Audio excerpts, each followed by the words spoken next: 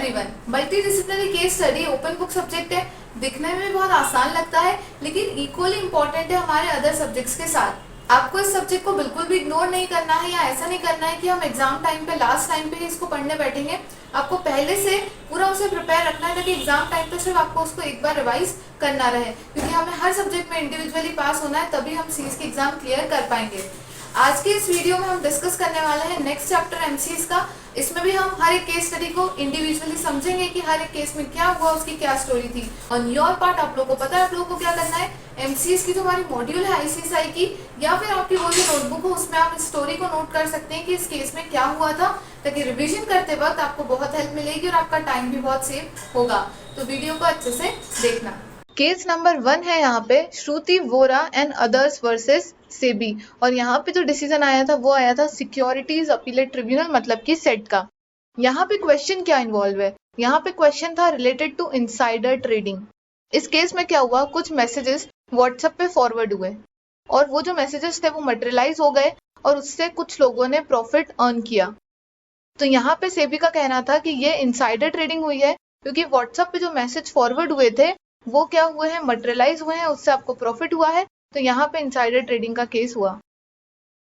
यहाँ पे जो लोग थे जिन्होंने मैसेजेस को फॉरवर्ड किया था, उन्होंने यहाँ पे कहा कि हमने सिर्फ मैसेजेस को फॉरवर्ड किया है, हमको जैसे ही मैसेज रिसीव हुआ हमने उसको आगे फॉरवर्ड किया। इसके अलावा उन्होंने दूसरी बात ये कही कि ऐसे मैसेजेस हम भेजते रहते हैं और पहले भी हमने कुछ मैसेजेस भेजे थे जो कि मटेरियलाइज नहीं हुए। यही कुछ ऐसे मैसेजेस हैं जो मटेरियलाइज हो गए। इसका मतलब ये नहीं है कि ये इनसाइडर ट्रेडिंग हुई। उसके बाद जो अपील है वो सेट के पास गई, मतलब कि सिक्योरिटीज अपीलेट ट्रिब्यूनल के पास गई। सेट का यहाँ पे कहना था ये जो मैसेजेस थे ये फॉरवर्डेड मैसेजेस थे, इसलिए आप इसको इनसाइडर ट्रेडिंग नहीं बोल सकते। दूसरी चीज इसमें ये भी थी कि कुछ ही यहाँ पे इन्फॉर्मेशन जो है वो मटेरियलाइज हुई है। पहले भी ऐसे मैसेजेस थे जो फॉरवर्ड किए गए थे लेकिन वो मटेरियलाइज नहीं हुए थे। और दूसरी चीज, ये जो एस्टिमेट्स इन्होंने यहाँ पे फॉरवर्ड किए हैं ये दूसरी वेबसाइट्स पे भी अवेलेबल है, इसलिए आप यहाँ पे इसको ये नहीं बोल सकते कि यहाँ पे इनसाइडर ट्रेडिंग हुई है। तो यहाँ पे कंक्लूजन ये था कि forwarded WhatsApp messages would not amount to unpublished price sensitive information. Forwarded as received WhatsApp messages circulated on a group regarding quarterly financial results of a company closing matching with vital statistics shortly after in-house finalization of the financial result by the company and some time before the publication disclosure of the same by the consent company would not amount to an UPSI under the provision of SEBI prohibition of insider trading regulation। तो conclusion यहाँ पे ये था कि forwarded as receive messages जो WhatsApp पे circulate हुए हैं, जो और भी वेबसाइट पे अवेलेबल थे, उनको यहाँ पे यूपीएसआई ट्रीट नहीं किया जाएगा। आगे देखते हैं यहाँ पे क्या लिखा हुआ है। सेट का ऑर्डर क्या आया, the set aside the penalty imposed by the SEBI for forwarding allegedly UPSI of 6 company on WhatsApp. Further, SET said that AO of the SEBI failed to appreciate that the appellant were pleading that the WhatsApp messages might have been originated from the brokerage houses or from estimate found on the platform of Bloomberg which were floated and were in the public domain। यहाँ पे set ने यही कहा कि जो अपीलांट्स ने WhatsApp पे messages forward किए थे वो हो सकता है किसी ब्रोकरेज हाउसेस से फॉरवर्ड होके आए हैं, और दूसरी चीज ये जो एस्टिमेट्स थे वो और भी वेबसाइट्स पे अवेलेबल थे, पब्लिक डोमेन में अवेलेबल थे, तो आप इसको यूपीएसआई नहीं बोल सकते। आ जाते हैं नेक्स्ट केस पे। इस केस में बहुत छोटा सा कंक्लूजन है। सेबी ने प्रोसीडिंग इनिशिएट करने में अनड्यू डिले किया था और सेबी ने उसके बाद क्या किया, 10 लाख रुपए की पेनल्टी इंपोज कर दी बैंक पे। बैंक ने अपील फाइल की सेट के पास। सेट ने पूरे केस को देखा और सेट ने कहा कि यहाँ पे जो बैंक की गलती है वो कम है, इसलिए जो पेनल्टी आपने लगाई है वो पेनल्टी उनके ऊपर लगाई जाएगी, लेकिन पेनल्टी को रिड्यूस कर दिया गया। Will not initiate the proceeding, but definitely the penalty of rupees 10 lakh imposed on the appellant cannot be sustained and deserve to be substituted by lesser penalty। तो यहाँ पे जो सेट का डिसीजन था वो ये आया कि जो पेनल्टी 10 लाख की लगाई है वो गलत है, जो पेनल्टी है उसे रिड्यूस किया जाए। आ जाते हैं नेक्स्ट केस पे। नेक्स्ट केस हुआ था हमारा case number 3, Indian ratings and research private limited versus SEBI, और यहाँ पे डिसीजन था सेट का। यहाँ पे क्या लिखा हुआ है, SEBI can call records if order pass by AO is erroneous. AO मतलब एडजुडिकेटिंग ऑफिसर। इस केस में क्या हुआ था, एडजुडिकेटिंग ऑफिसर ने इंडिया रेटिंग्स के ऊपर पेनल्टी इंपोज की थी। अब यहाँ पे सेबी को लगा कि जो पेनल्टी है वो इंक्रीज होनी चाहिए, उसका अमाउंट इंक्रीज होना चाहिए। यहाँ पे सेबी ने शो कॉज नोटिस दिया इंडिया रेटिंग को और ये पूछा कि आप बताओ कि हम हायर पेनल्टी आपके ऊपर क्यों नहीं इम्पोज करें। इंडिया रेटिंग ने कहा कि एक बार जो ऑर्डर ऑलरेडी पास हो चुका है तो अब आप उसको चेंज नहीं कर सकते। यहाँ पे सेट का ये डिसीजन आया कि सेबी के पास ये पावर है कि अगर एडजुडिकेटिंग ऑफिसर का जो ऑर्डर है वो एरोनियस लगता है, not in the interest of security market है, तो सेबी उन रिकॉर्ड्स को बुलवा सकता है और अपने अकॉर्डिंग मॉडिफाई कर सकता है पेनल्टी को। देख लेते हैं यहाँ पे क्या लिखा हुआ है। SEBI can call for and examine records of any proceeding if it considered the order passed by the adjudicating officer erroneous and not in the interest of security market. After making inquiry, SEBI may enhance the quantum of penalty imposed if the circumstances of the case so justify. बहुत simple सा conclusion है कि अगर adjudicating officer का order erroneous लगता है सेबी को, तो सेबी उन रिकॉर्ड्स को कॉल कर सकता है, एग्जामिन कर सकता है और पेनल्टी को चेंज कर सकता है। Next case number 4, doctor Udayan Malhotra versus SEBI और डिसीजन है सेट का। यहाँ पे एक बहुत सिंपल सा क्वेश्चन इन्वॉल्व है, can SEBI pass ex parte order. X parte order का मतलब ये हुआ कि जहां पे सेबी ने सिर्फ एक ही पार्टी की बात सुनी और ऑर्डर पास कर दिया। सेबी एक्स पार्टे ऑर्डर तभी पास कर सकता है जब कोई बहुत रेयर केस हो, बहुत एक्सेप्शनल केसेस में ही ये पावर सेबी को दी गई है। तो SEBI can pass an ex parte order only in exceptional cases. यहाँ पे देख लेते क्या लिखा हुआ है। There is no doubt that SEBI has the power to pass an interim order and that in extreme urgent cases SEBI can pass ex parte interim order but such power can only be exercised sparingly और in extreme urgent matters. कोई urgent matter है, कोई exceptional cases है, तो वहीं पे सेबी के पास ये पावर है कि वो एक्स पार्टे ऑर्डर पास करेगा। नेक्स्ट केस है case number 5, Indusphere industry limited versus SEBI और सेट का यहाँ पे था ऑर्डर। इस केस में क्या हुआ, ध्यान से समझना। यहाँ पे जो कंपनी थी, कंपनी ने प्रेफरेंस शेयर्स इशू किए 32,454 इन्वेस्टर्स को during the period of 4 years, मतलब 4 साल में 32,000 इन्वेस्टर्स को प्रेफरेंस शेयर्स इशू हुए। प्रेफरेंस शेयर जब इशू होते हैं तो उसका एक प्रोविजन होता है कि अगर आप 49 से ज्यादा इन्वेस्टर्स को प्रेफरेंस शेयर्स इशू करेंगे तो उसे डीम्ड पब्लिक इशू माना जाएगा, और जब उसे पब्लिक इशू माना जाएगा तो पब्लिक इशू से रिलेटेड जितने भी प्रोविजंस हैं उसे आपको फुलफिल करना पड़ेगा। यहाँ पे कंपनी ने 4 साल के अंदर अंदर 32,000 इन्वेस्टर्स को प्रेफरेंस शेयर्स दे दिए और वहां पे पब्लिक इशू के जो प्रोविजंस है उसका कंप्लायंस नहीं किया। तो सिंपल सी चीज है, जब आपने कंप्लायंस नहीं किया मतलब वायलेशन किया, और वायलेशन किया तो यहाँ पे पेनल्टी इंपोज की गई कंपनी के ऊपर 1 CR की। तो बहुत सिंपल सा केस है, आपको ध्यान रखना है कि मोर देन 49 इन्वेस्टर्स को अगर आप प्रेफरेंस शेयर इशू कर रहे हो then it is deemed public issue, और डीम्ड पब्लिक इशू है तो पब्लिक इशू से रिलेटेड जितने भी प्रोविजंस है वो आपको फॉलो करने पड़ेंगे, तभी आप preference shares more than 49 investors को इशू कर सकते हैं। नेक्स्ट केस है case number 6, mister Mahendra versus T Stensen company limited. इस केस में क्या हुआ कि जो टी स्टेंसन कंपनी लिमिटेड है ये लिस्टेड थी मद्रास स्टॉक एक्सचेंज पे। सेबी ने मद्रास स्टॉक एक्सचेंज का रिकॉग्निशन सरेंडर करवा लिया, मतलब कि कंपनी जो है उसको अपने जो शेयर्स हैं वो क्या करने पड़ेंगे, मद्रास स्टॉक एक्सचेंज से हटाने पड़ेंगे। अब जब कंपनी के शेयर्स को वहां से डीलिस्ट किया जा रहा था तो डीलिस्टिंग पर आपको क्या करना होता है, एग्जिट अपॉर्चुनिटी देनी होती है अपने शेयर होल्डर्स को। यहाँ पे कंपनी ने exit opportunity the through buyback offer. Company ने बायबैक का ऑफर दिया अपने शेयर होल्डर्स को। यहाँ पे बहुत कम शेयर होल्डर्स थे जिन्होंने इस एग्जिट अपॉर्चुनिटी को लिया और बायबैक का ऑफर एक्सेप्ट किया। जब कंपनी पूरी तरीके से डीलिस्ट हो गई तब कुछ शेयर होल्डर ने अप्रोच किया और कहा कि हमें फिर से एक एग्जिट अपॉर्चुनिटी दी जाए ताकि हम हमारे शेयर्स को सेल कर सकें। यहाँ पे डिसीजन ये आया कि एक बार exit opportunity through buyback offer company already दे चुकी है, अब कोई यहाँ पे एग्जिट अपॉर्चुनिटी नहीं मिलेगी। नेक्स्ट केस है case number 7, synergy cosmetics limited versus BSc limited. ये जो केस हुआ है इस केस में हम ये देखने वाले हैं, आपने ये प्रोविजन पढ़ा होगा कि जैसे अगर आपने पहले सेबी में केस फाइल किया, अब सेबी ने जो डिसीजन दिया उसके अगेंस्ट में आपको अपील फाइल करनी है, तो आप कहाँ अपील फाइल करेंगे, सेट के पास। अब अपील फाइल करने के लिए आपको एक पर्टिकुलर टाइम पीरियड मिलेगा, से फॉर 60 डेज। आपको 60 डेज मिले हैं कि अगर सेबी के ऑर्डर के अगेंस्ट में आपको कोई भी अपील फाइल करनी है तो आप सेट में कर सकते हैं, लेकिन 60 डेज के अंदर। अब क्वेश्चन ये है कि हम 60 डेज में अपील फाइल नहीं कर पाए तो क्या हमें कंडोनेशन ऑफ डिले मिलेगा, क्या 60 डेज बाद अपील फाइल हो सकती है। तो प्रोविजन बोलता है कि 60 डेज बाद अपील फाइल हो सकती है, लेकिन on a sufficient cause, on a sufficient ground. अगर किसी पर्सन के पास सफिशिएंट कॉज है, सफिशिएंट ग्राउंड है कि डिले क्यों हुआ, तो ही उसकी अपील को अलाउ किया जाएगा। यहाँ पे हुआ क्या कि जो सिनर्जी कॉस्मेटिक लिमिटेड कंपनी है इसे अपील फाइल करना था सेट के पास, लेकिन हुआ ये कि वो लोग लेट हो गए, वो लोग टाइम पर जो उनको अपील फाइल करनी थी अपील नहीं फाइल कर पाए। अब यहाँ पे उनका कहना था कि उनको कंडोनेशन ऑफ डिले मिलेगा या नहीं मिलेगा, सेट उनकी अपील को अलाउ करेगा या नहीं करेगा। यहाँ पे अब सफिशिएंट कॉज क्या था ये जानना जरूरी है। जब उनसे पूछा गया कि आप अपील टाइम पर फाइल क्यों नहीं कर पाए, तो उन्होंने दो ग्राउंड्स बताए। पहला ग्राउंड जो यहाँ पे था वो था not find specialised lawyer in securities market. उन्होंने कहा कि हमें अपील फाइल करने में डिले इसलिए हो गया क्योंकि हमें एक स्पेशलाइज्ड लॉयर की जरूरत थी, क्योंकि हमें सिक्योरिटीज मार्केट का केस फाइल करना था और वो लॉयर हमें वहां पे नहीं मिल पा रहा था। And point number 2, work collecting documents and resources. हम डॉक्यूमेंट्स और रिसोर्सेज कलेक्ट करने में लगे हुए थे अपील फाइल करने के लिए। यहाँ पे क्वेश्चन ये है कि क्या सेट इसे सफिशिएंट ग्राउंड मानेगी, सफिशिएंट कॉज मानेगी for a condonation of delay. तो सेट ने यहाँ पे इसे कंडोनेशन ऑफ डिले का सफिशिएंट कॉज माना और यहाँ पे अपील को अलाउ किया।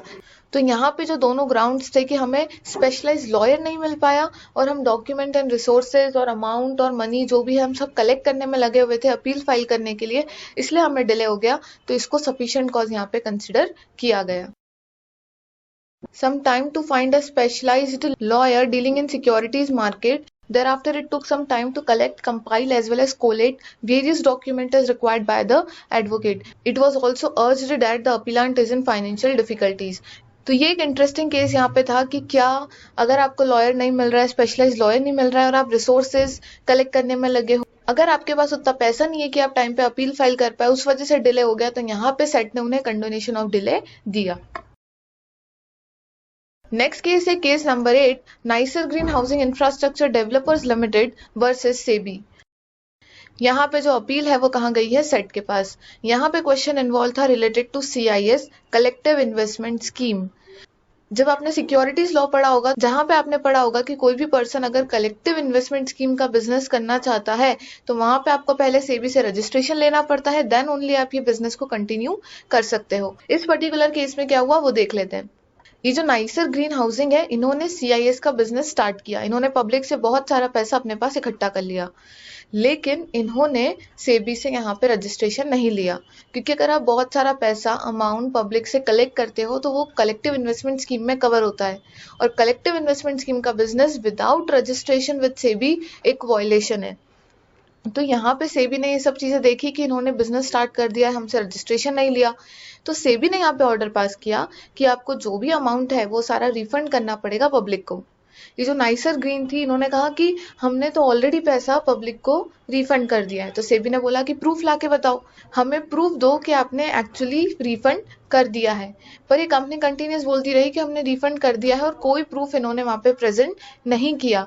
तो फिर यहाँ पे सेट ने ऑर्डर पास किया कि जो नाइसर ग्रीन है उन्हें पूरा पैसा रिफंड करना पड़ेगा और अपनी कंपनी को वाइंड अप करना पड़ेगा, क्योंकि उन्होंने सेबी से रजिस्ट्रेशन नहीं लिया है। देखते हैं यहाँ पे क्या लिखा हुआ है। In the absence of any evidence that the appellant has refunded and that they are ready and willingly to pay the balance amount to investor in a time bound manner, SAT is of the opinion that there is no infirmity in the order passed by SEBI disposing of their representation. Next case है case number 9। Case है final order in the matter of Messrs Sungold capital limited, और यहाँ पे decision दिया सेबी ने। अब इस case में क्या हुआ, अभी आप लोगों ने जब सिक्योरिटीज लॉ पढ़ा होगा तो वहां पे एक रेगुलेशन आता है SEBI SAST regulation, substantial acquisition of shares and take over.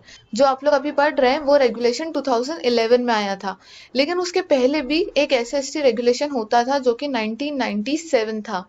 अब यहाँ पे कंफ्यूजन ये है कि 1997 वाला जो रेगुलेशन है वो इनफोर्स में था। एक कंपनी है उसमें एक्विजिशन चल रहा था, टेक ओवर चल रहा था, तो वो लोग कौन से रेगुलेशन को फॉलो कर रहे थे, 1997 को। लेकिन जब उनको ऑफर पेंडिंग ही था उसी वक्त 1997 रिप्लेस हो गया और नया रेगुलेशन आ गया 2011। अब कंफ्यूजन ये है कि हमने जो हमारी प्रोसेस थी वो स्टार्ट कर दी थी 1997 में, पर अब रेगुलेशन चेंज हो गया है, 2011 आ गया है।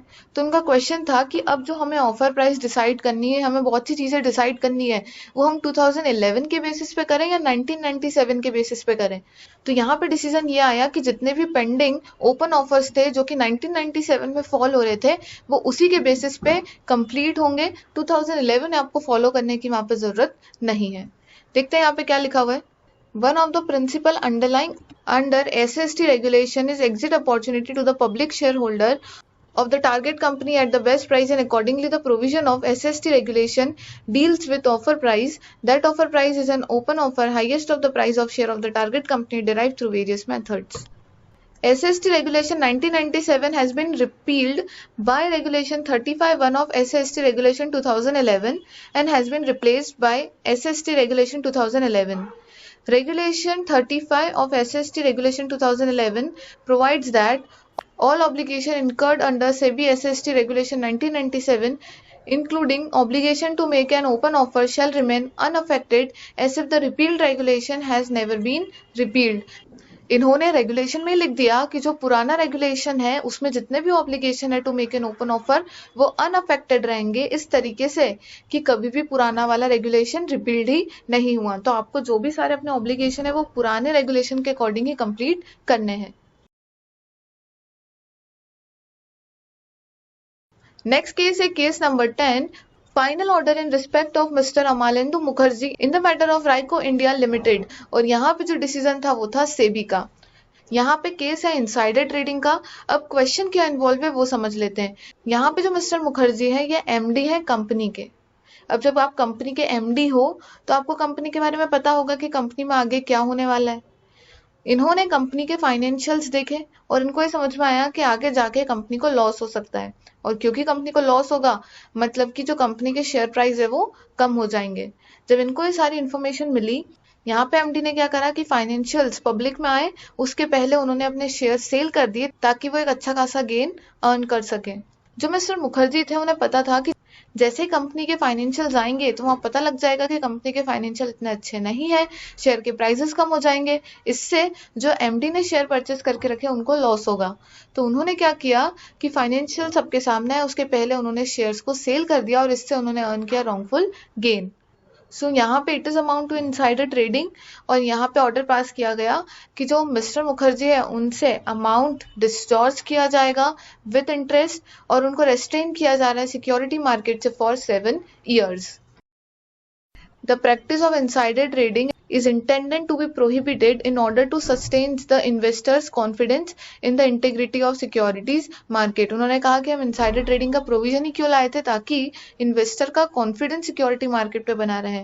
लेकिन अगर लोग ऐसा करने लगे कि फाइनेंशियल ऑपरेशंस को देखते हुए जब आपका कंट्रोल उस चीज पे है और उससे आप क्या कर रहे हो उसका बेनिफिट ले रहे हो और आप इनसाइडर ट्रेडिंग करते हो तो उन सब एक्टिविटीज को यहाँ पे प्रोहिबिटेड किया जाएगा, क्योंकि जो हमारा सिक्योरिटीज मार्केट का मेन मोटिव है वो है to secure interest of investors.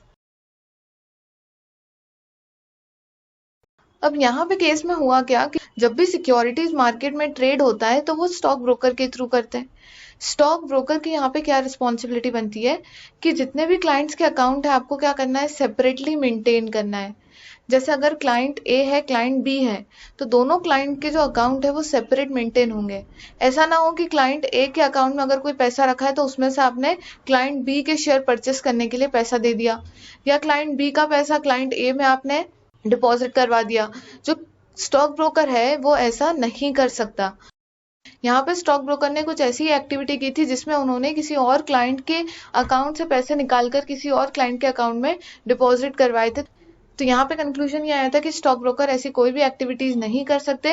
ये स्टॉक ब्रोकर की रिस्पॉन्सिबिलिटी है कि उनको ये ध्यान रखना है कि जो भी क्लाइंट्स हैं सबके जो अकाउंट है वो सेपरेटली मेंटेन होने चाहिए। क्योंकि अगेन यहाँ पे वही बात आई थी कि सिक्योरिटीज मार्केट सिक्योरिटी लॉ का जो पर्पज है वो फॉरमोस्ट यही है कि जो इन्वेस्टर है उनका इंटरेस्ट हमें यहाँ पे सिक्योर करना है, और अगर इस तरीके से ब्रोकर क्लाइंट के अकाउंट को सेपरेटली मेंटेन नहीं करेगा तो then client will not appreciate it. देखते हैं यहाँ पे क्या लिखा हुआ है। The objective of opening and maintaining a separate account for the client security is to segregate and identify them separately and to prevent its use by stock broker for any purpose. The debiting of any clients account for the transaction which are not related to that client defeats the very purpose of maintaining clients account separately. तो यहाँ पे वही चीज लिखी हुई है कि हमारा जो मेन पर्पज है वो ये रहता है कि क्लाइंट का अकाउंट सेपरेट रहे, सेपरेट उनके सारे ट्रांजेक्शन रहे। लेकिन अगर स्टॉक ब्रोकर उनके अकाउंट्स को सेपरेट नहीं रखेंगे then it will defeat the purpose. Next case है case number 12, adjudication order in respect of Messrs Beacons industry limited, और यहाँ पे डिसीजन था सेबी का। अब यहाँ पे बहुत सिंपल सा केस है, इसमें कुछ है नहीं देखने के लिए। यहाँ पे हुए थे मिसलीडिंग डिस्क्लोजर्स। जो ये कंपनी है इन्होंने बहुत सारे मिसलीडिंग डिस्क्लोजर्स दिए थे। अगर आप पब्लिक में मिसलीडिंग डिस्क्लोजर देते हो then it will amount to fraud. तो यहाँ पे बहुत सारे फ्रॉडुलेंट और डिसेप्टिव एक्टिविटीज इन्होंने की।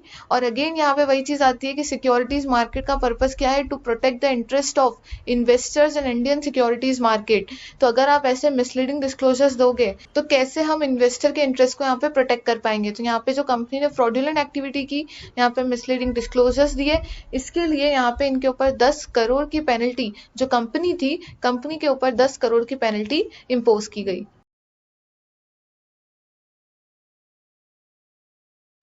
यहाँ पे डिसीजन था SEBI impose monetary penalty of ₹10 crore. SEBI ने यहाँ पे 10 करोड़ की मॉनेटरी पेनल्टी इनके ऊपर इम्पोज की।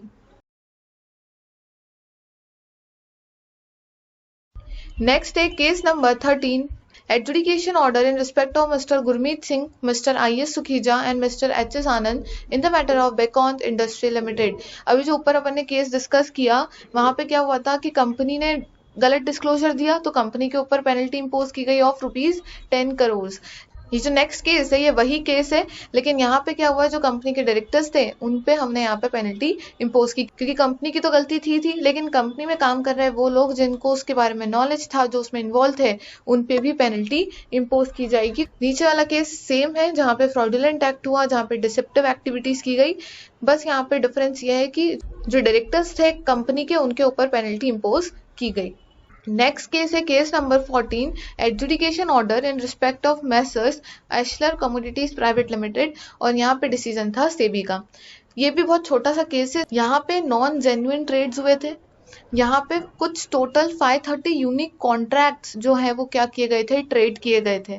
ये सब क्यों किया गया था, ताकि आर्टिफिशियल वॉल्यूम क्रिएट किया जा सके, ताकि ये बताया जा सके कि इस कंपनी के इतने शेयर परचेस, इतने शेयर सेल हुए हैं। तो ये सब करने के लिए 530 यूनिक कॉन्ट्रैक्ट किए गए, बहुत सारे नॉन जेन्युइन ट्रेड किए गए। तो ये सब चीजें सिक्योरिटी मार्केट में करना is not allowed, is a violation. तो यहाँ पे पेनल्टी लगाई गई ऑफ ₹84 lakhs। Next case है case number 15, adjudication order in respect of Mr. B. Ranganathan in the matter of Edelweiss Financial Services Limited, और यहाँ पे डिसीजन था किसका, सेबी का। अब इस केस में क्या हुआ, जब भी हम CS की बात करते हैं, हम कंपनी सेक्रेटरी की बात करते हैं, मतलब कि compliance officer in case of listed entity. अगर कोई लिस्टेड एंटिटी है तो उसके कंप्लायंस ऑफिसर कौन होता है, कंपनी सेक्रेटरी होता है। And company secretary is responsible for corporate functioning, good compliances, governance, इन सब चीजों के लिए CS रिस्पॉन्सिबल होता है। इस पर्टिकुलर केस में ये हुआ कि एडेलविस फाइनेंशियल सर्विस लिमिटेड के जो CS थे वो थे मिस्टर बी रंगनाथन, और ये जो कंपनी थी इसकी एक सब्सिडरी थी ईकैप इक्विटीज लिमिटेड। जब हम सिक्योरिटीज लॉ पढ़ते हैं तो उसमें बहुत सारे ऐसी सिचुएशन दी गई है जिसमें बताया गया है कि अगर ऐसा कुछ इवेंट हुआ तो आपको सेबी को इसके बारे में डिस्क्लोज करना पड़ेगा। जो सब्सिडरी थी उन्होंने शेयर परचेस एग्रीमेंट किया किसी दूसरी कंपनी के साथ, और जब शेयर परचेस एग्रीमेंट उन्होंने किया उस दिन उन्होंने स्टॉक एक्सचेंज को इसके बारे में इन्फॉर्म कर दिया। लेकिन जब एडेलविस के अगेंस्ट में इन्वेस्टिगेशन करवाई गई तो पता लगा कंपनी ने वायलेशन किया है। कंपनी का कहना था हमने सेम डे पर जब हमने शेयर परचेस एग्रीमेंट किया उसी दिन स्टॉक एक्सचेंज को इसके बारे में इन्फॉर्म कर दिया था। तो यहाँ पे फिर ऐसा क्या हुआ कि इन्होंने कहा कि आपने वायलेशन किया है, आपको और पहले हमें बताना चाहिए था। यहाँ पे देखते हैं क्या लिखा हुआ है। A fintech company on April 5, 2017, by entering into share purchase agreement, the same was disclosed by EFSL to NSE and BSE on the same day। इन्होंने बोला कि जब हमने शेयर परचेस एग्रीमेंट किया हमने उसी दिन स्टॉक एक्सचेंज को इसके बारे में बता दिया। Further, a term sheet in respect of the said transaction was signed between ECAP and another company on January 25, 2017। तो यहाँ पे ये हुआ कि जनवरी 2017 को ही उनके बीच में टर्म शीट साइन हो चुकी थी। तो यहाँ पे सेबी का डिसीजन ये आया कि जब आपने टर्म शीट साइन की थी आपको उस दिन डिस्क्लोज करना था, ना कि जब आपका शेयर परचेस एग्रीमेंट हुआ। तो क्योंकि जनवरी 2017 में ही टर्म शीट साइन हो चुकी थी तो उस दिन आपको बताना था, ना कि अप्रैल 5 को जब आपका शेयर परचेस एग्रीमेंट हुआ। क्योंकि ये गलती होल्डिंग कंपनी की थी, होल्डिंग कंपनी को यहाँ पे डिस्क्लोजर देना था, तो यहाँ पे होल्डिंग कंपनी का जो कंपनी सेक्रेटरी है उनके ऊपर 5 लाख की पेनल्टी इंपोज की गई। नेक्स्ट केस है case number 16, doctor Utpal Devendra Kumar versus SEBI, और सेट का यहाँ पे डिसीजन आया था। ये वाला भी जो केस है वो सीआईएस से रिलेटेड है, मतलब कि कलेक्टिव इन्वेस्टमेंट स्कीम से रिलेटेड है। यहाँ पे भी एक कंपनी थी, कंपनी ने सेम काम किया, उन्होंने सीआईएस की एक्टिविटी स्टार्ट कर दी बिना रजिस्ट्रेशन के। इसके पहले वाले केस में भी हमने देखा था you can not do business of CIS without taking registration as CIS. आपको पहले सेबी से रजिस्ट्रेशन लेना पड़ेगा, देन ओनली आप उस बिजनेस को कंटिन्यू कर सकते हैं। अब इस पर्टिकुलर केस में वही चीज हुई कि कंपनी ने रजिस्ट्रेशन नहीं लिया, सेबी ने यहाँ पे ऑर्डर पास करके कंपनी को तो रोका, लेकिन साथ ही साथ उसके जो डायरेक्टर्स थे उन्हें भी बैन कर दिया गया। अब यहाँ तक तो सब ठीक था, लेकिन कंपनी में एक डायरेक्टर ऐसे थे जिनका कहना था कि मैं तो लास्ट 50 डेज से ही डायरेक्टर बना हूँ और ये जितनी भी एक्टिविटी हुई है उसमें मेरा कोई भी इन्वॉल्वमेंट नहीं है, तो मुझ पे बैन नहीं लगाया जाए। तो यहाँ पे एक तरफ तो वही चीज हो गई कि आपने वॉयलेशन किया है, क्योंकि वॉयलेशन किया है तो पेनल्टी लगाई जाएगी, क्योंकि आप सीआईएस का काम कर रहे थे विदाउट टेकिंग रजिस्ट्रेशन। लेकिन यहाँ पे जो मेन केस है वो ये है कि वो जो एक डायरेक्टर जिसका कहना है कि मैं 50 डेज से डायरेक्टर हूँ एंड मेरा कोई इन्वॉल्वमेंट नहीं है इन सारी एक्टिविटीज के अंदर, तो क्या उसको यहाँ पे रिलीफ मिलेगा? यहाँ पे जब सेट का ऑर्डर पास हुआ तो यहाँ पे बोला गया कि क्योंकि वो डायरेक्टर लास्ट 50 डेज से डायरेक्टर बना है और वो इन सब एक्टिविटीज से रिलेटेड अवेयर नहीं था, तो इसलिए यहाँ पे उसको रिलीफ मिलेगा। तो यहाँ पे वो जो एक डायरेक्टर था उसको यहाँ पे रिलीफ दे दिया। वो एक डायरेक्टर थे doctor Utpal Devendra Kumar. Next case है case number 17, Bajaj finance limited versus SEBI and Karvy stock broking limited. और यहाँ पे जो अपील गई वो मतलब जो मेन ऑर्डर है वो किसने दिया? सिक्योरिटीज अपीलेट ट्रिब्यूनल, मतलब कि सेट ने। केस में क्या हुआ, यहाँ पे बजाज फाइनेंस है और यहाँ पे कार्वी स्टॉक ब्रोकिंग के बीच में ट्रांजेक्शन था। बजाज फाइनेंस लिमिटेड का काम है लोन देना, जो कार्वी है वो है स्टॉक ब्रोकिंग फर्म। कार्वी को कुछ पैसों की जरूरत थी तो उन्होंने बजाज फाइनेंस से लोन लिया, और लोन जब हम लेते हैं तो हमें कुछ ना कुछ सिक्योरिटी वहां पे रखनी होती, तभी हमें लोन मिल सकता है। कार्वी ने जो सिक्योरिटीज थी वो प्लेज कर दी बजाज फाइनेंस के पास। तो अभी तक ट्रांजेक्शन क्या हुआ, बजाज फाइनेंस ने लोन दिया कार्वी स्टॉक ब्रोकिंग लिमिटेड को, कार्वी ने इन रिटर्न जो सिक्योरिटीज थी उन्हें प्लेज कर दिया। उसके बाद एक ऑर्डर पास हुआ जिसमें कार्वी स्टॉक ब्रोकिंग लिमिटेड को प्रोहिबिटेड कर दिया गया कि वो किसी को भी सिक्योरिटीज ट्रांसफर नहीं कर सकते। उसके बाद कार्वी ने डिफॉल्ट कर दिया रीपेमेंट करने में बजाज फाइनेंस को लोन का अमाउंट। जब भी कोई पर्सन लोन का रीपेमेंट करने में डिफॉल्ट करता है, हम सिक्योरिटी क्यों रखवाते हैं? ताकि अगर उस पर्सन ने डिफॉल्ट किया तो जो सिक्योरिटी हमारे पास है उसको सेल करके हम पैसा रिकवर कर लेंगे। लेकिन यहाँ पे कार्वी को तो प्रोहिबिट कर दिया है कि कार्वी सिक्योरिटीज को ट्रांसफर नहीं कर सकता, और बजाज फाइनेंस को यहाँ पे सिक्योरिटी को रियलाइज करवाना है। तो बजाज फाइनेंस ने यहाँ पे केस फाइल किया, तो यहाँ पे सेट ने ऑर्डर पास किया कि बजाज फाइनेंस को हम अलाउ कर रहे हैं कि बजाज फाइनेंस वो सिक्योरिटी को रियलाइज करवा सकता है। नेक्स्ट केस है case number 18, SEBI versus Bhavesh Pabari, supreme court का यहाँ पे था डिसीजन। क्वेश्चन बहुत सिंपल सा है, whether conditions for imposing penalties exhaustive और इलस्ट्रेटिव। जब आपने सेबी एक्ट पढ़ा होगा, सेबी एक्ट में लिखा हुआ है कि एडजुडिकेशन ऑफिसर जब भी पेनल्टी इंपोज करेगा, पेनल्टी इंपोज करते वक्त कुछ कंडीशंस हैं जो आपको ध्यान में रखनी होगी, जैसे कि डिसप्रोपोर्शनेट गेन कितना हुआ, अनफेयर एडवांटेज कितना हुआ, रिपीटेटिव नेचर ऑफ डिफॉल्ट क्या है। ये सारी चीजों को देखते हुए आपको क्या करना है, पेनल्टी इंपोज करना है। तो क्वेश्चन यहाँ पे ये था कि वो जो 3-4 कंडीशन वहां पे दी गई है, क्या वो एग्जॉस्टिव है?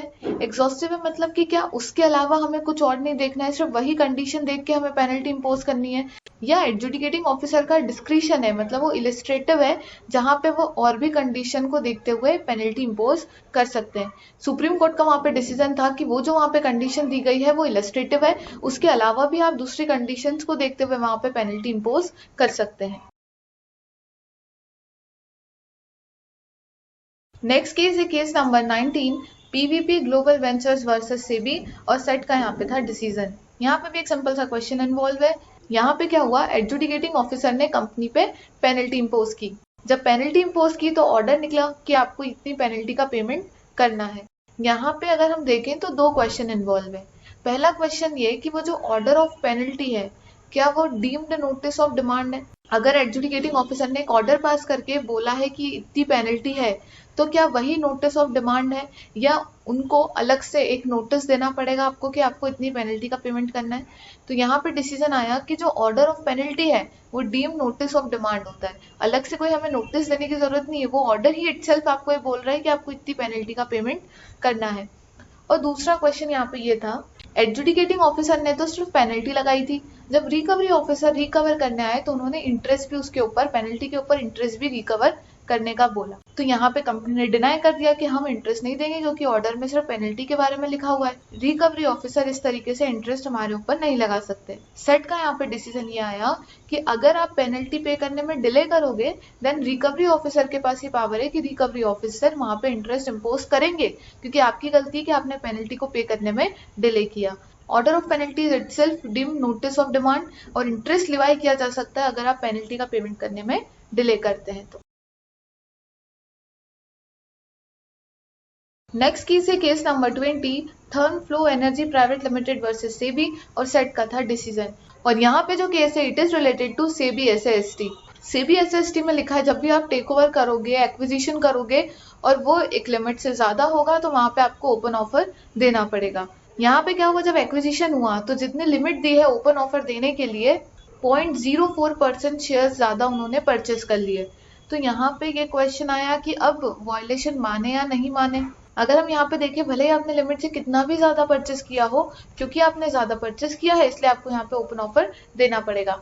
लेकिन जब ये केस सेट के पास गया और सेट ने डिसीजन दिया, सेट ने बोला कि 0.04% ही एक्स्ट्रा है और अगर हम इस केस में ओपन ऑफर देने के लिए बोल देंगे then it is wrong.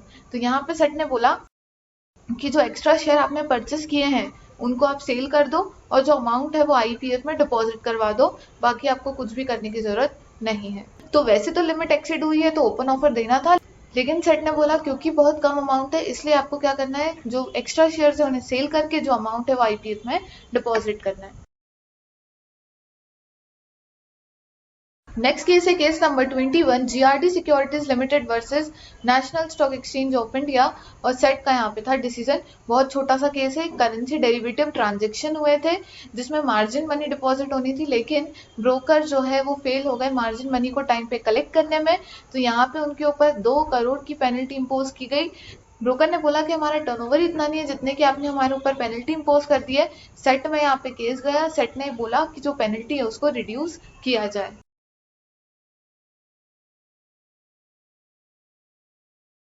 Next case है केस नंबर 22, सेबी वर्सेस किशोर अजमेरा, और सुप्रीम कोर्ट का यहाँ पे डिसीजन था। ये जो केस था वो था सिंक्रोनाइज ट्रेड का, सर्कुलर ट्रेड का। सर्कुलर ट्रेड या सिंक्रोनाइज ट्रेड क्या होती है कि जहाँ पे ए पर्सन ने कुछ नंबर ऑफ शेयर्स बी को सेल किए, बी ने वापस से वही नंबर ऑफ शेयर्स ए को सेल कर दिए। जहाँ पे ए पर्सन बी को सेल करता है, बी पर्सन वापस से वही नंबर ऑफ शेयर ए को सेल करता है। तो यहाँ पे दिख रहा है कि सिंक्रोनाइज ट्रेड हो रहा है, सर्कुलर ट्रेड हो रहा है, जहाँ पे आप अनफेयर ट्रेड करने की कोशिश कर रहे हो तो वहां पे क्या होगा कि पेनल्टी इम्पोज की जाएगी। तो इस केस में भी यही हुआ कि जब कुछ पर्टिकुलर लोग आपस में एक दूसरे के साथ ही सेम नंबर ऑफ शेयर्स को लेकर ट्रांजेक्शन कर रहे हैं तो यहाँ पे उन पर पेनल्टी इम्पोज की गई।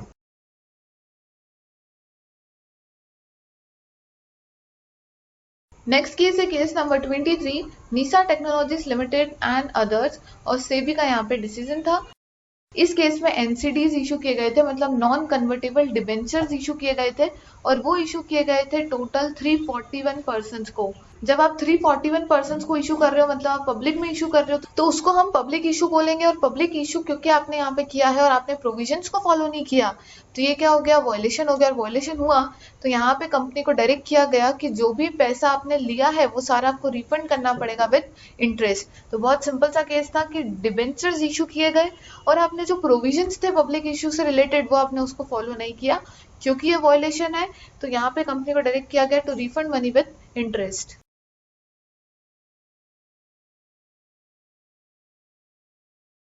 नेक्स्ट केस है case number 24, SEBI versus OP stock link limited and others, और सुप्रीम कोर्ट का यहाँ पे डिसीजन था। बड़ा ही इंटरेस्टिंग केस था। यहाँ पे एक एम्प्लॉयर जिन्होंने क्या करा, शेयर परचेस किए अपने एम्प्लॉय के डीमेट अकाउंट के थ्रू। हम सभी लोग इंडिविजुअल हैं, हम सभी लोग आरआईआई की कैटेगरी में फॉल होते हैं। आरआईआई मतलब कि रिटेल इंडिविजुअल इन्वेस्टर। जब आप आरआईआई की कैटेगरी में आते हैं तो वहां पे आपके पास एक लिमिट होती है, आप उतनी लिमिट तक के शेयर ही परचेस कर सकते हैं। अब एम्प्लॉयर ने सोचा कि अगर उतनी लिमिट तक के मैं शेयर परचेस कर पाऊंगा तो उससे काम नहीं होगा, तो एम्प्लॉयर ने अपने एम्प्लॉय के 553 डीमेट अकाउंट ओपन करवाए और सभी एम्प्लॉय को बोला कि इससे शेयर परचेस करो। तो एम्प्लॉयज के डीमेट अकाउंट में शेयर्स आ गए। एम्प्लॉयर ने एम्प्लॉय से लेस प्राइस में शेयर्स को परचेस किया और उसे हायर प्राइस पे सेल कर दिया। तो ये चीज क्या शो करती है कि एम्प्लॉयर ने बेनामी डीमेट अकाउंट्स ओपन करवाए थे, तो सेबी ने इसके लिए पेनल्टी और पनिशमेंट इम्पोज की।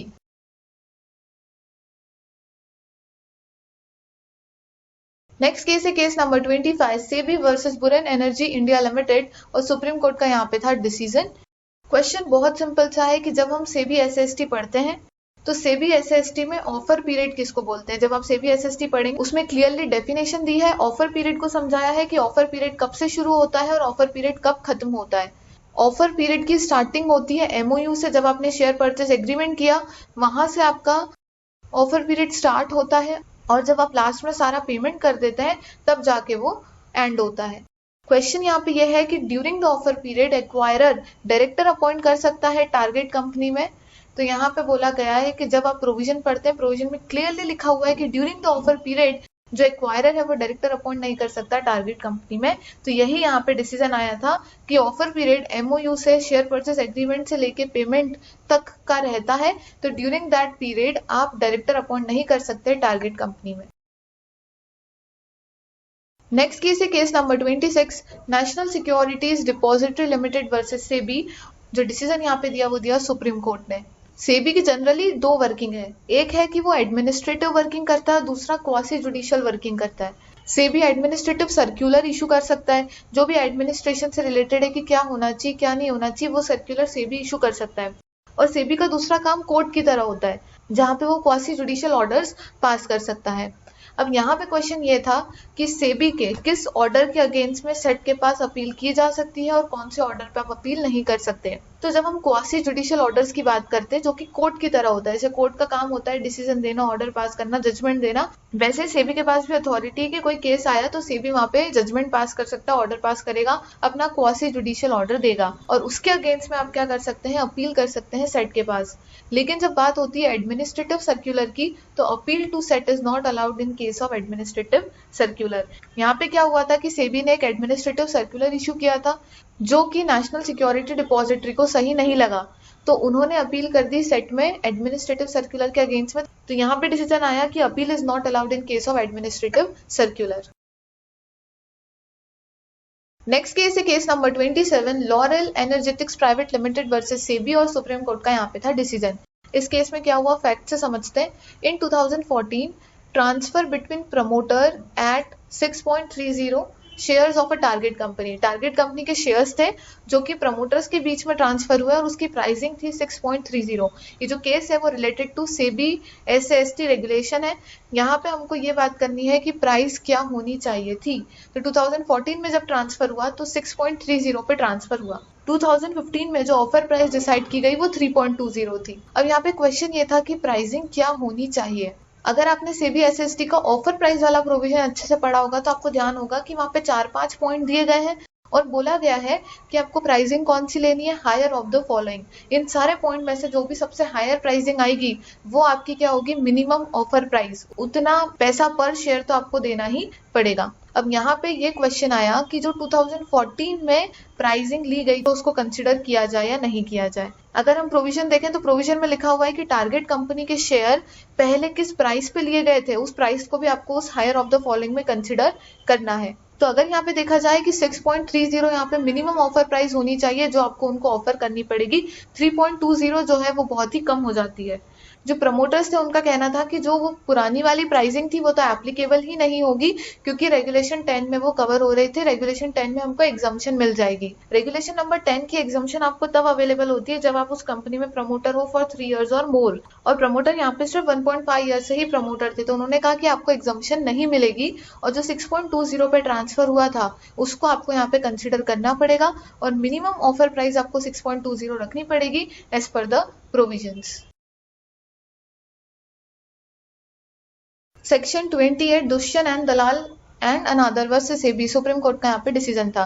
क्वेश्चन बहुत सिंपल सा था। सेक्शन 28 ये बोलता है कि अगर आपने पेनल्टी का पेमेंट नहीं किया, जो भी गेन्स आपको पे करने थे आपने नहीं किया, तो आपसे इंटरेस्ट की रिकवरी भी की जाएगी। तो क्वेश्चन वही था कि क्या यहाँ पे इंटरेस्ट रिकवर किया जा सकता है अगर टाइम पे पेमेंट नहीं हुआ। तो अगर आप डिले करते हैं, आप पेनल्टी का पेमेंट नहीं करते हैं, then interest could be recovered. Case number 29 Ratnavali Capital Market versus SEBI and others, और सुप्रीम कोर्ट का यहाँ पे डिसीजन था।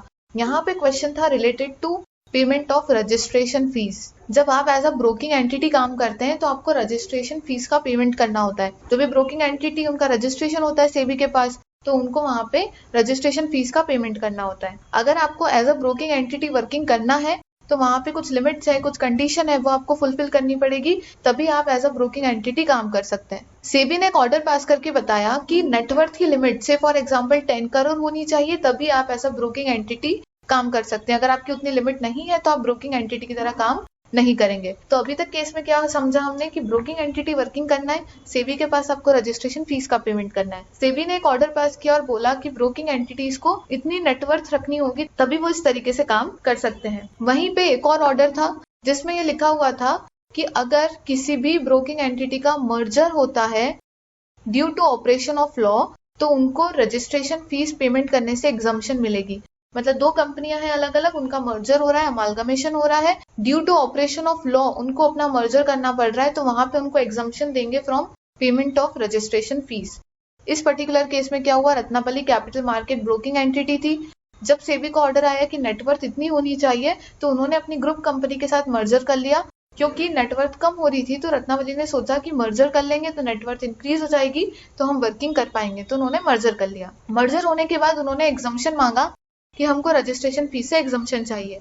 बोले क्यों? उन्होंने कहा कि अभी हमने एक प्रोविजन पढ़ा जिसमें लिखा हुआ था कि मर्जर होगा ऑपरेशन ऑफ लॉ की वजह से, तो रजिस्ट्रेशन फीस का पेमेंट नहीं करना पड़ेगा। अब यहाँ पे क्वेश्चन ये था कि रजिस्ट्रेशन फीस से एग्जम्पशन मिलेगी या नहीं मिलेगी। हम यहाँ पे अगर सिचुएशन देखें तो रत्नावली कैपिटल मार्केट ने मर्जर क्यों किया? क्योंकि उनको नेटवर्थ की कंडीशन फुलफिल करनी थी, उनकी नेटवर्थ उतनी नहीं हो पा रही थी जितना सेबी ने बोला, तो उन्होंने मर्जर किया। हम इसको ये नहीं बोल सकते कि ऑपरेशन ऑफ लॉ की वजह से आपने मर्जर किया है। ये तो आपको क्या करना था, बिजनेस कंटिन्यू करना था, इसलिए आपने नेटवर्थ को फुलफिल करने के लिए अपना मर्जर किया है। तो यहाँ पे आपको एग्जाम्पशन नहीं मिलेगी from payment of registration fees, और रजिस्ट्रेशन फीस का पेमेंट करना पड़ेगा। नेक्स्ट केस है केस नंबर 30, पेंटा गोल्ड लिमिटेड वर्सेस एनएससी, और यहाँ पे डिसीजन था सेट का। क्वेश्चन था रिलेटेड टू अंडरराइटिंग। आपको पता है अंडरराइटर कौन होते हैं? अंडरराइटर वो लोग होते हैं जब भी अनसब्सक्राइब पोर्शन होता है तो उनका ऑब्लिगेशन होता है कि उसको परचेस करके फुलफिल करें। अंडरराइटर का ये काम होता है। इस पर्टिकुलर केस में क्या हुआ, कंपनी का पब्लिक इशू आया, पब्लिक इशू पूरा फुलफिल नहीं हो पाया था, तो अंडरराइटर का ऑब्लिगेशन यहाँ पे था कि जो भी अनसब्सक्राइब पोर्शन है उसको वो परचेस कर ले। अंडरराइटर ने यहाँ पे क्या किया, खुद ने परचेज नहीं किए और किसी थर्ड पार्टी से एप्लीकेशन लेके जो अनसब्सक्राइब पोर्शन था उस थर्ड पार्टी को दे दिया। तो क्वेश्चन यहाँ पे ये था कि क्या अंडरराइटर ऐसा कर सकता है? क्या अंडरराइटर के जो ऑब्लिगेशन थे वो किसी और के थ्रू फुलफिल करवा सकता है? जब सेबी के पास ये केस गया तो सेबी ने मना कर दिया कि ऐसा अलाउ नहीं है, अंडरराइटर को जो अनसब्सक्राइब पोर्शन है वो खुद ही लेना पड़ेगा। जब सेट के पास ये केस गया तो सेट ने बोला कि जब हम प्रोविजन पढ़ते हैं तो प्रोविजन में ऐसा कहीं नहीं लिखा कि अंडरराइटर थर्ड पार्टी के थ्रू एप्लीकेशन देके अंडरराइटिंग ऑब्लिगेशन को फुलफिल नहीं कर सकता। और क्योंकि इस पे कोई क्लैरिटी नहीं है तो सेट ने अंडरराइटर को अलाउ किया कि आप अपना ऑब्लिगेशन थर्ड पार्टी के एप्लीकेशन के थ्रू फुलफिल कर सकते हैं। Next case, case number 31, BOI share holding limited versus SEBI, और सेट का यहाँ पे डिसीजन था। बहुत ही सिंपल सा केस था। एंटी मनी लॉन्ड्रिंग की पॉलिसी आई थी, एंटिटी ने इस पॉलिसी को इम्प्लीमेंट करने में डिले कर दिया, और क्योंकि डिले किया तो उनके ऊपर 40 लाख की पेनल्टी इम्पोज की गई। उन्होंने कहा 40 लाख तो बहुत ज्यादा आपने पेनल्टी हमारे ऊपर इम्पोज कर दी है, तो सेट ने उस पेनल्टी को रिड्यूस कर दिया। नेक्स्ट केस हमको एनएससी का केस दिया गया है। एनएससी में फ्रॉड हुआ था। एनएससी में जब फ्रॉड हुआ तो उनके ऊपर 62 करोड़ की पेनल्टी को इम्पोज किया गया। जो एनएससी के ऑफिशियल्स थे, ऑफिशियल्स को बैन कर दिया गया था कि आप सिक्योरिटी मार्केट को एक्सेस नहीं कर सकते। ऑफिशियल्स सेबी के पास पहुंचे और उन्होंने सेबी को बताया कि हम यहाँ पे किसी भी तरीके से रिस्पॉन्सिबल नहीं है। जो फ्रॉड हुआ था उन्होंने पूरा प्रूफ किया कि जो फ्रॉड हुआ था उसमें हमारा कोई इन्वॉल्वमेंट नहीं था। और हम हर बार हर एक्ट में ये प्रोविजन पढ़ते हैं कि अगर आप उस बारे में अवेयर नहीं थे, आप उस चीज के लिए रिस्पॉन्सिबल नहीं थे, तो आपको रिलीफ मिल सकता है। तो जो ऑफिशियल्स थे वो प्रूफ करा उन्होंने कि वो रिस्पॉन्सिबल नहीं थे, इसलिए उनको बैन नहीं किया गया और उनको रिलीफ मिल गए। आई होप आप लोगों को वीडियो बहुत अच्छे समझ में आया होगा। हर इंडिविजुअल केस आपको अच्छे समझ में आए होंगे। आपको नोट डाउन जरूर से कर लेना है सारे केसेस को और अपने फ्रेंड्स के साथ शेयर करना है। और अगर वीडियो पसंद आए तो चैनल को सब्सक्राइब जरूर कर देना। अच्छा सुनो, जाते जाते सब्सक्राइब का बटन दबा देना ताकि तुम भी बन जाओ कंपनी लॉ एक्सपर्ट।